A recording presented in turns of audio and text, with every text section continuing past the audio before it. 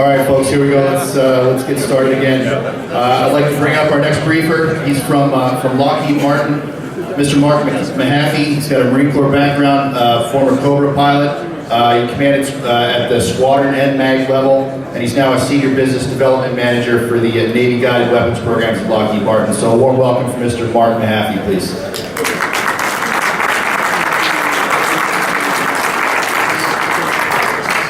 Well, good morning. I'm going to take probably not the entire half hour of your time, so get some time back in the day. Three people in the audience I'd like to recognize. First, from the JAGM program office at JAMS at Huntsville, Commander Clay Davis. Go ahead and stand up. He's your point of contact for Navy-related issues associated with this program and with Hellfire. We have two field office reps in the audience, John Bird Johnson, San Diego. So if you're in the San Diego area, you need more information on what I'm going to talk to you about today, either come directly to me or go through John, and we'll be happy to get you the information. And then Cam Ingram, I think, is out there someplace, Norfolk field office. Cam's your point of contact in Norfolk. Hey, let me set the stage a little bit before we get into the briefing. My son is a rifle platoon commander, 2 combat tours in Afghanistan. My son-in-law was a rifle platoon commander, now is a company commander, 2 combat tours in Afghanistan. My other son-in-law is a UH-1 Yankee pilot, Camp Pendleton, just got back from Afghanistan as a forward air controller. So, and I think Tom Brokaw got it wrong. I think the greatest generation is sitting in the audience, and thank you for what you do every day. I'm going to give you an overview of the JAGM program. This is all publicly releasable information. Happy to go into a deeper dive of anything you would like to talk about, but we'd have to do it government only, and I'm happy to do that. We're going to kick the presentation off with a video.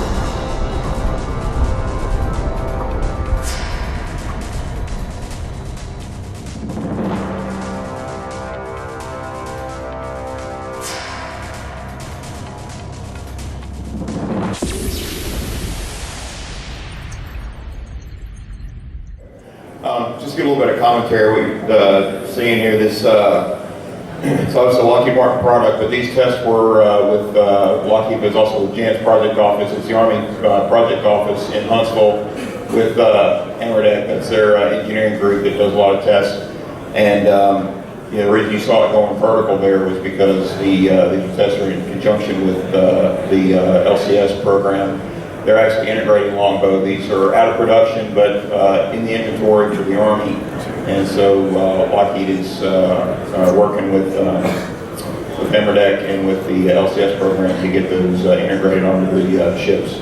And so I think you'll be going over the tie-in there between the longbow. There you go. All right, great.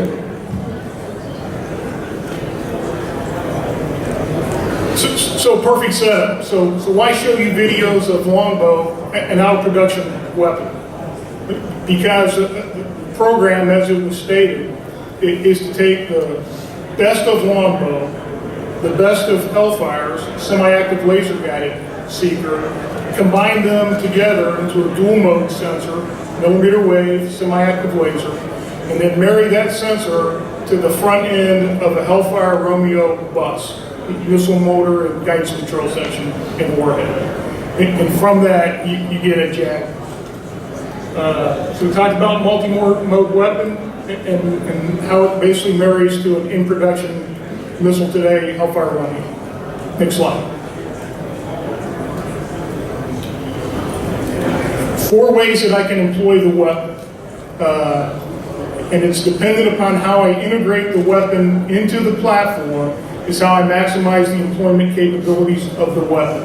So I can fire it in a millimeter wave guided system only, a fire and forget. There are 2 modes that I can shoot it where it relies on both the millimeter wave and the SAL. And I can shoot it just as we would shoot a Hellfire today in purely a SAL mode.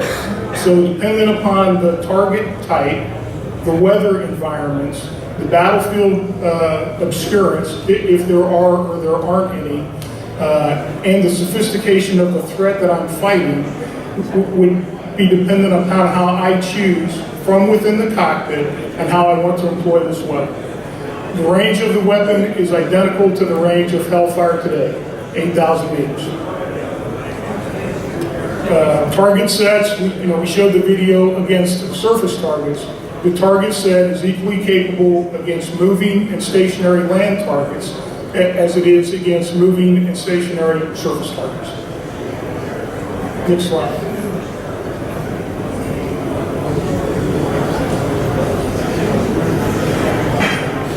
So we talked about the dual mode capabilities of the weapon, dual mode SAL, millimeter wave. We marry it to a Hellfire Romeo bus. It's the same pneumatic control actuation system as Hellfire Romeo has today. That's done for cost savings. Keep it very simplified, not a whole lot of modifications. Just put the advanced seeker up front. Range is identical of 8 kilometers. And then we shoot it off of the existing M299 launcher systems. So off the MH-60 Romeo, we give you a capability to launch 4 JAGMs. Off the MH-60 Sierra, capability to shoot 8 JAGMs. There would be a software modification required for the M299 to give you full JAGM operational modes. But once you do that, then you get those 4 modes that we talked about with millimeter wave, semi-active laser, or a combination of both. Next slide. Weighs just about the same. Hellfire weighs about 108 pounds today. JAGM's going to weigh about 112 to 113 pounds. It's the same length as Hellfire is today. So if you're looking at magazine storage spaces and issues associated with that, it's the same. Diameter is the same as Hellfire today. It's a 7-inch diameter weapon. 2 threshold platforms today. First threshold platform is the Army's H-64 Apache attack helicopter. IOC is 2018, and then that's to be followed by the Marine Corps' H-1 Zulu helicopter with an IOC of 19. We would love to IOC on additional platforms. Next slide. And this will be the final slide. We're going to produce it at the same facility and on the same product line that we're producing Hellfire on today. It's done up in Troy, Alabama. The seeker is done in Ocala, Florida. Take the seeker and the other parts, send everything up to Troy, Alabama, merge it together. Got an active production line of Hellfire of about 600 weapons a month delivered to the warfighter. Insert that JAGM onto the same production line, and as they go down the line, these weapons become Hellfires. These weapons make a right turn, they get a dual mode seeker on them, and they become JAGMs. And then they're delivered to the warfighter. Like I said, I'm going to give you a lot of time back in your day, and be happy to address any questions that you might have with regard to this particular product. Thank you.